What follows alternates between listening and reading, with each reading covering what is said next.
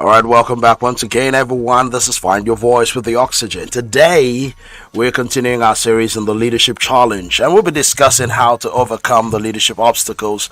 And so, let's start with identifying some of the challenges that leaders face. But just before that, just take it easy. I'm coming in hot this morning, and it's a beautiful Monday morning on this side of African coast, the West African region. I'm broadcasting live right here on the Grace Impact Radio from the city of Port Harcourt, the garden city of the Nigerian state.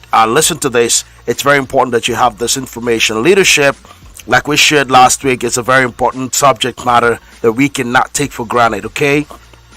Everything, according to John Maxwell, rises and falls on leadership. But there's something more important, something very critical, and very crucial. You will find that every society that makes success of itself is a function of the class of leaders that they have. But while we understand that leadership is challenging, while we understand that some leaders have failed in their rights and responsibilities, we also need to recognize that there are challenges that leaders face. And we want to identify some of those common challenges, I beg your pardon, that leaders face and have to deal with. And we'll be looking at how to overcome the leadership challenge. And this is what we do. We bring the problem to the fore and we solve the problem as well. We bring the solutions to you. And in case you're a leader and you're facing these challenges, these are some of the ways you can solve it. That's what we do on Find Your Voice. We help you to find your voice in every aspect of your life and making your life beautiful and easy to work with. Now, today we'll be looking at, first of all, in this segment, how you can identify some of the common leadership challenges. And I'm going to be spelling out about 3 very current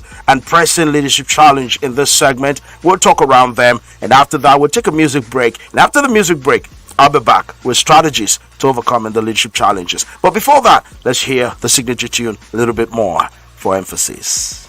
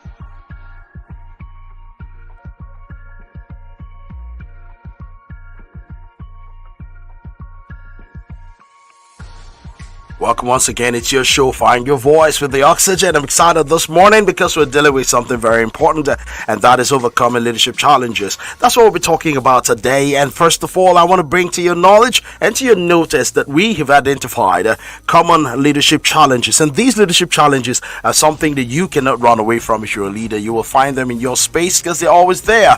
And these leadership challenges can be categorized into 3 broad spectrum, and you can pick them and see how they affect you as a leader. The first is the lack of trust and credibility. You see, the challenge of leadership trust and credibility is something that is very, very important that we look at and consider this morning and talk about. Now, when people don't trust their leaders, it's almost impossible to lead effectively. Why does this happen? Most times the problem of leadership trust, or the lack of it, and the lack of credibility is a function of what other leaders before the current leader may have done, And so people see that office as something that is not deserving of their trust. And so you find the people look at the office of that particular seat in government, in leadership in different strata, as something that they just believe that it's going to be business as usual. They think that if the former person who was there didn't deliver credibly, perhaps this other guy who's coming on board is not different. After all, they're of the same stock. It's going to be the same thing. It's going to be no different. So why do I bother myself to give my trust? And so the challenge of lack of trust and credibility affects leadership greatly and immensely. Hear this: when there is no trust and there is no credibility, leadership becomes almost impossible, because what will happen is that the leader will be taking a stroll. There will be no followers, and without followership there's no leadership. It takes two to tango. For you to be a leader, you must have followers. So lack of trust and credibility is one very pressing challenge that we have discovered that affects the stuff called leadership, that affect this very powerful tool that is designed to help the world, called leadership. All right. And if you lack trust, if there's no credibility, the leader does double what he ought to do. First, to win the trust of the people, and secondly, to prove that he or she is a credible personality. And this is why we're talking about the subject and Find Your Voice with the Oxygen today, because we understand that if everything else rises and falls on leadership, according to John Maxwell, then it means that we must tackle this, because if you don't find your leadership right, you will not find your voice. Now, the second challenge of leadership is resistance to change. Now, this is a big issue. People are just used to status quo. People want to remain where they were at from the very beginning, and they want to just stay there. And so the leadership challenge is a big issue when it comes to resistance to change. Do you know that people are comfortable where they are? They resist change because they are afraid of what uncertainties the change will bring. People believe that we're comfortable with this, we're used to this, we'll stay right here, and no matter what you tell us, let's stay with the angel that we know. Or how do they put it in the parlance? They say, the devil you know is better than an angel you can't rely on, or something like that. I can't remember how exactly it's put. Now, the meaning of that statement is, look, let's stay in the safe zone. Let's stay in our comfort zone. It's better you stay with what you're already used to than exploring what you can't be sure what the result will turn out to be. So leadership becomes challenging because people resist change. People don't want change to flow. People don't want new things to come on board because they're like, listen, I'm not sure of what's going to happen. Let me stay with what I'm used to. And so because of that, you find out that people in organizations, in everywhere you find leadership, everywhere you find followers, they tell you, look, let's just stay with the way we are. Now you find someone who comes into leadership, for example, politically, and refuses to do things the way others have been doing it. They will tell you that that person is a terrible personality, is not a good leader, is not doing things, is not allowing things to flow. You know, we call it flow. Things are not flowing the way it used to flow. They get upset because they think that things ought to flow. You know what I mean when they say things flow? That means let them share the national cake. Share it. Let things flow. So when you have someone who steps into the fold and says, we're going to do things differently, we're not going to let things flow as it used to, but we're going to utilize the resources to deliver value to the people, they say, no, that is not what we're used to. We're used to having things flow. So that resistance begins to come on board. You see people fighting tooth and nail to ensure that the leader maintains status quo. In fact, they start frustrating every effort of the leader to ensure that the leader goes back to what they were used to. I'm a leader in my own right. I know what I face. I try to make some changes in my organization at some point, and people fight back vehemently. In fact, the people that fight back the most are your trusted, so-called trusted allies. People you think that where they have been there should be there for you. They fight back. You know why? Because they're afraid that if that change comes afloat, it might take them out of the system.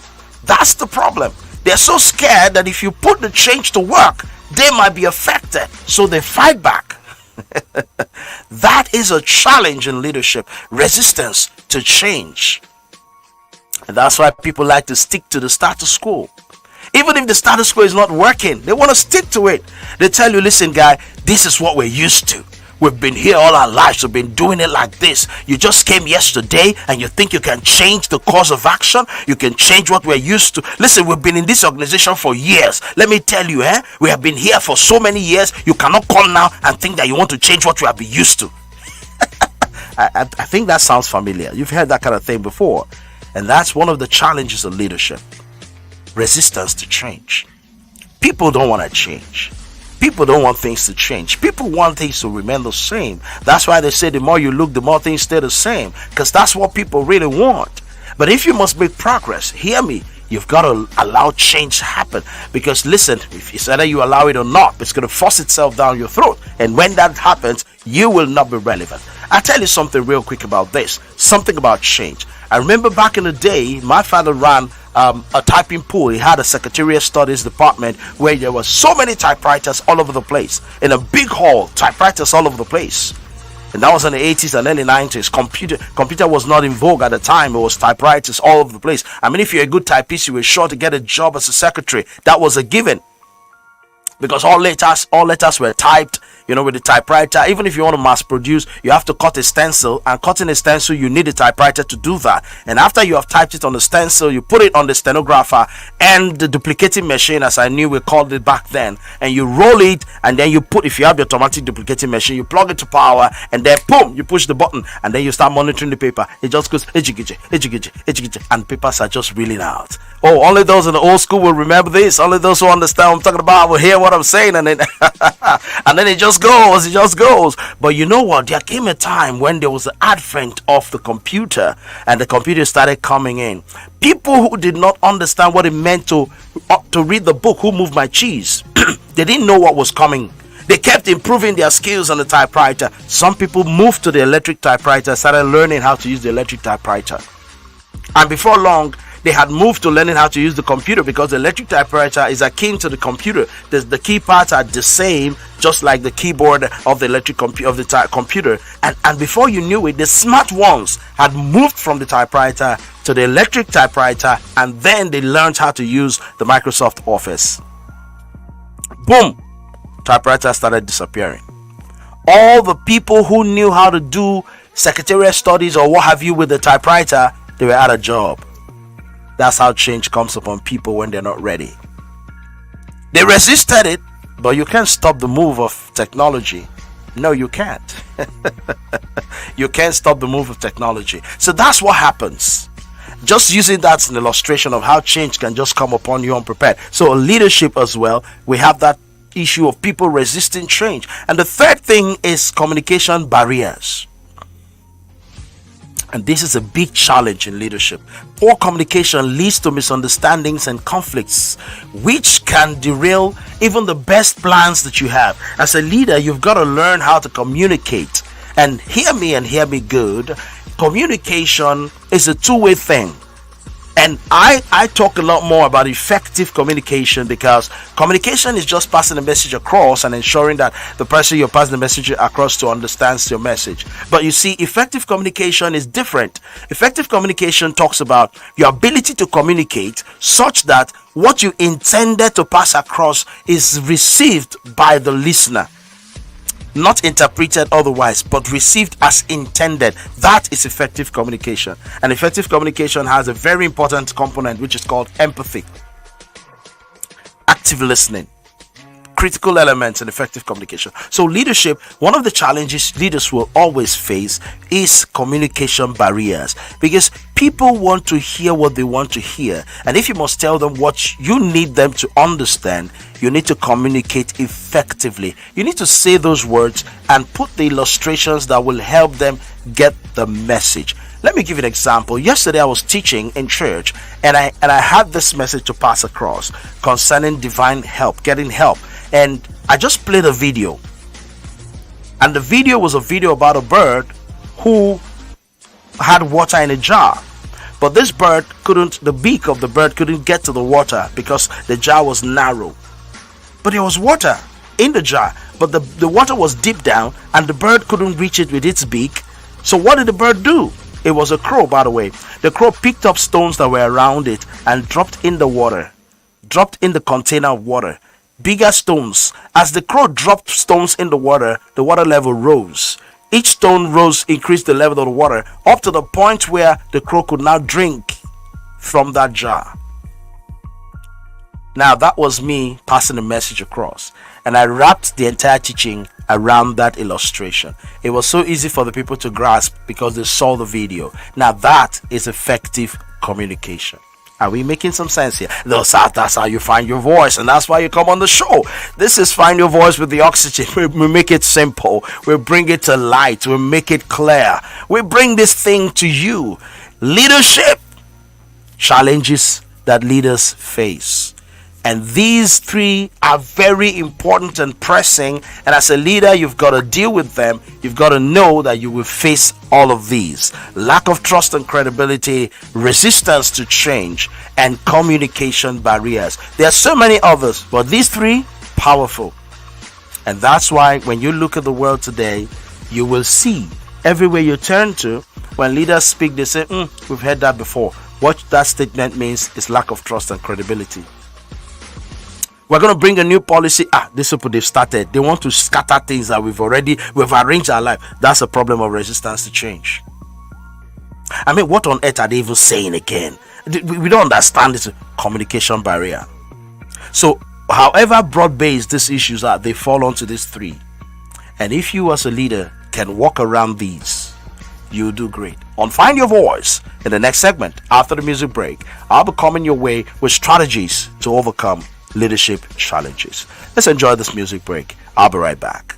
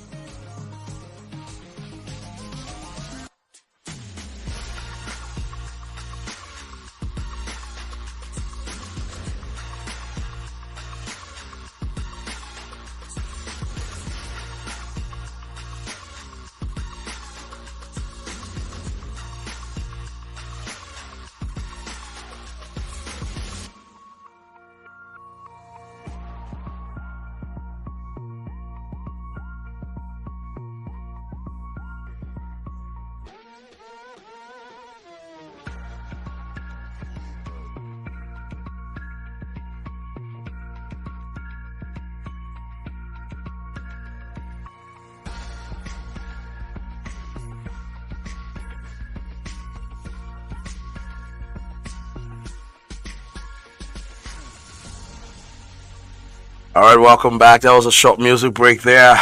The Eye of the Tiger, very beautiful song there put together. But hey, I love that song. Really, it talks a whole lot about challenges and how you can overcome them. But hey, this is something that's happening real quick here. We're moving on to the next segment of the show, strategies for overcoming leadership challenges. And so now we want to explore some strategies and how we can deal with these challenges. Building trust is very crucial, I tell you what, because I have been privileged to be in the midst of people who have complained about the lack of trust in their leadership and all of that, the problems they've had to deal with and how they were able to shape that out. And so building trust is crucial. Leaders need to be transparent, and this is something very important. Transparency, consistency, and following through on their promises is something very important that every leader needs to learn. You need to keep to it because trust is earned through actions and not words. This is very important. People don't get to trust you because you say so. They get to trust you because they see you do what you say. So trust is earned from actions. Trust is earned when you deliver on what you promised to deliver. And some last week, Saturday, 2 days back, we were at the graduation party of our school, and while we were having a conversation around the party and everything, it was time for me to give the closing remark. And I came up as the chairman of the school and I said something. I said to the parents who were here, who started with us, we gave them a promise when we started, and 4 years down the line, I would like to ask the parents who are here, who started with us, if we have kept to our promise. And all the parents who are old parents said, yes, you gave your word. We were doubtful at some point. We felt it was one of those things that school owners would say, but we have come to the conclusion that yes, everything you said, you have kept your end of the bargain, and we can trust you even more with what you say you would do next. That is what it is. Trust is earned through actions, not words. I spoke those words in 2020, 2021, but we delivered on every one of them step by step, every inch of the way. And today, we can truly say to our parents, yes, we said, yes, we did. And that's what it is. And so, as a leader, you need to understand that your words are very great, they're important, but most importantly, you must match those words with actions. That's how to deal with the issue of trust and credibility. And you need to, the other thing is you need to embrace change. Because change is essential. Leaders should encourage people, their followers, to be adaptable. Adaptability and openness to new ideas are very important. Listen, the followers may tell you, oh, you know what, we can't take this new thing you're bringing. It's going to be challenges, it's going to be demanding, it's going to affect us negatively. We have made plans. Yes. But you need to encourage them to be adaptable. You need to make them take it in steps, in tranches, such that they can adjust. I mean, it's not like waking up in the morning like we had last year when our president just before inauguration speech just said subsidy is gone. That was a heavy blow. It didn't allow us adjust. It didn't allow us do anything. It just broke the news, and wow. But you see, in leadership, you need to understand this. You need to begin to put things in place to encourage adaptability and openness to new ideas, but you don't drive it that hard. You put a process, you put a system in place. I mean, change should come systemically. Just like what I shared about the typewriter and the computer. There was an intermediary. The intermediary between the typewriter and the computer was the electric typewriter. You see my point? There was an electric typewriter that came in between the computer and the typewriter. And when that came, people who were smart moved on to the electric typewriter, knowing that if a typewriter could come in an electric form, something better than this is also going to show up. So that's been adaptable. That's been open to new ideas. And this means you must be willing to take risks and learn from failures. People say, oh, I don't want to fail. No, not in leadership. In leadership, you're sure going to fail because failure is part of the equation for success. So get ready. When you fail, what do? You learn from your failures. It's called the learning curve. The mistakes you make, you learn. I mean, the bulb we have today, the light bulb we have today, Thomas Alva Edison discovered the light bulb, and they asked him a question. Oh, you failed 999 times, or 9,999 times or thereabout. And he said, no, I didn't fail. I just discovered 9,999 ways that would not work. Powerful answer there. Meaning, he took the mistakes from each step, corrected it, and kept improving on himself and on the work he was doing until the light bulb was discovered. That is leadership. That's what I'm talking about. Learning from failures, taking risks, and be willing to learn from failures. Now let's go to check on the third point I listed. Now I've dealt with two answers. The first one we talked about is building trust. And how do you build trust? Your actions, not through your words. Match your words with actions. Then you're building trust. The second thing that we talked about is how do you help people adapt to change? How do you allow people to embrace change? By encouraging them to be adaptable and to be open to new ideas. And that's what we're talking about. Your willingness to take risks and learn from your failures. Even as a leader, helping people to adapt means you need to take those change in steps and in bite sizes and putting them out, step by step, one thing leading to another until you achieve the full plan that you want to execute. And then the third thing we talked about is communication barriers. How do you overcome? What strategy can you utilize to overcome communication barriers? It is simply this: leaders must develop strong communication skills, including active listening and clear messaging. Listen, active listening is paying attention to people, getting the feel of their pulses, understanding even what they are not saying by their body language. It is not listening to respond. What a lot of leaders do in communication, and by the way, a lot more people, not just leaders, is that they listen to respond. When you listen to respond, you really don't hear the people. You really don't understand their pain. Because all you're doing is you just want to give a feedback to what they have told you. But when you undergo active listening, there are elements of active listening that you're going to find. In active listening, you read between the lines. In active listening, you pay attention to body language. Because most times people don't mean what they say, but their body language gives them away. When people go out in public and talk, sometimes what you hear them say publicly is not their real intent.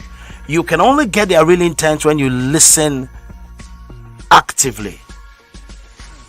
And active listening means hearing even what they are not saying in words, but their expression will always give them away. So you need to pay attention closely to what they are not saying through their body language, non-verbal cues, and you will hear the words will give you a bit, but their non-verbal cues will give you a lot more, and then you will be able to attend to the issues that they've raised. And this is something. And then you also need to understand what we call clear messaging.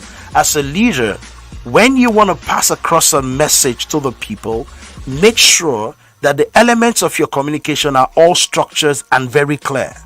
Make sure that what you're saying, they understand it. In fact, get feedback from them to be sure that what you intend is what they got.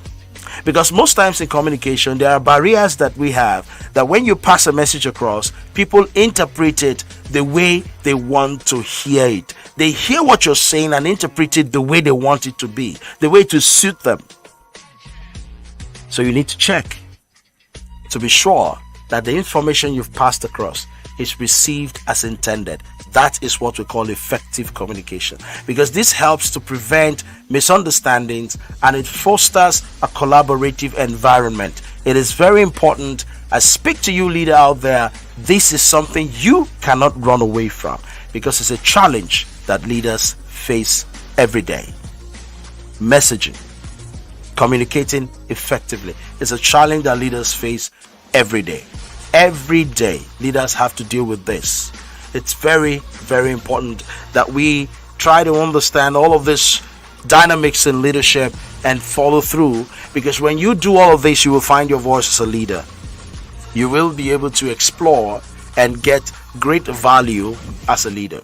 So if you want to make contribution, now is the time. I want to take your contribution. You will just go to the WhatsApp and send a message on WhatsApp, and the number is +234 706 437 2015.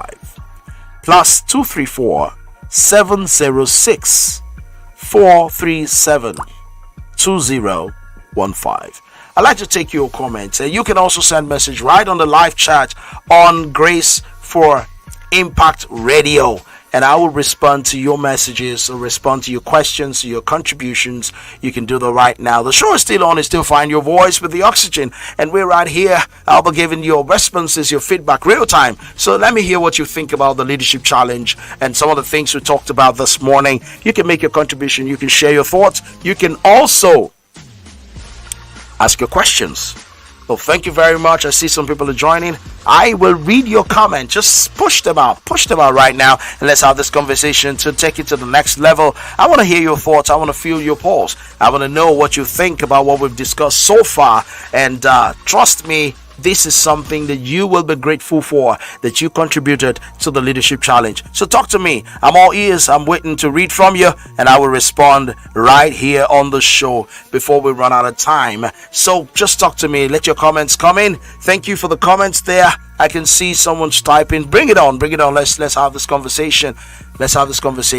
So while I wait for your comment, we'll be moving on to the segment, third segment. We want to look at a few case studies of leadership turnarounds. To make this more tangible, let's look at some inspiring case studies of leadership turnarounds. I'll be very quick with this.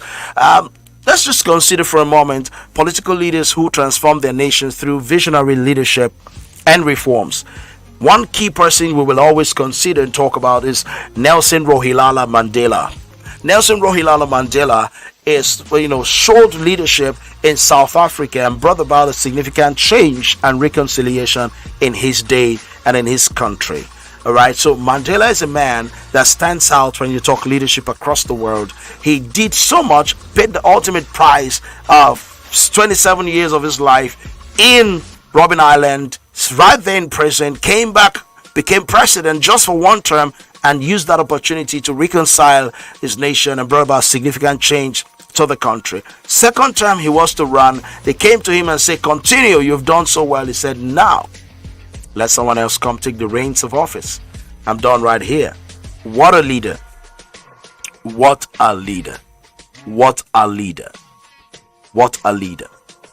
That's political leadership we just talked about. Let's look at corporate world. In the corporate world, we have examples like Satya Nadella. Satya Nadella revitalized Microsoft from fostering a culture of innovation and collaboration.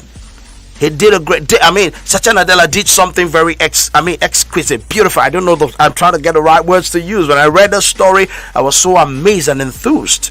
In our communities today, you need to look out for people who've done so much. Just look around you. Put it in the comment. What leader do you know? Who is that leader that you know that have done so well and have transformed his society by the things they have done? I'd like to read from you. Tell me, which leader do you know? Somebody somewhere in your community, in your church, in your school, anywhere. Just mention the name of that leader that you think has really contributed immensely and done a great thing. Because we have them in our communities. There are countless stories of leaders who have made a difference through grassroots initiatives and community organizations and things like that. We need to celebrate such leaders. Because you know why it's important. These examples will show that with the right approach, it's possible to overcome challenges and achieve remarkable success in leadership. So you just send me a chat. This conversation will continue even beyond the show, because we know it for a fact that everything that's happening in our world today rises and falls on leadership. And that's why I want to encourage you, everyone out there, to begin to take the subject of leadership very seriously. You know why? Because if you don't engage your leaders, if you don't get involved, they're going to be making laws that will affect and impact your life negatively or positively, as the case may be. And that's why you need to be a part of it, because it's your life. So leadership is critical in finding your voice. Ladies and gentlemen, that's it for the show today, on this show today, on Find Your Voice with the Oxygen. But I want to make you a promise. The next episode of the show next week, same time, same frequency, same station, we will be talking about developing the next generation of leaders. I'm sure you'll be interested in this one. We'll be talking about developing the next generation of leaders. So let me just give you the highlight for next show. We're going to be looking at the role of education and mentorship. We're going to be looking at cultivating leadership skills, and then we'll be talking about inspiring the future leaders. And I'll be bringing live examples to you and some of the things I am doing personally to make sure that this happens within my space. And I want you to get ready for the show next week. We'll be talking about this, how we can develop the next generation of leaders, because trust me, if you don't participate in leadership, you are the losing end. And this is from me to you, ladies and gentlemen. It is Find Your Voice with the Oxygen. And I want to say to you, it's been a beautiful time sharing with you. As we wrap up this episode, take note, the Leadership Challenge will still come your way next week on Find Your Voice with the Oxygen. Ciao, ciao.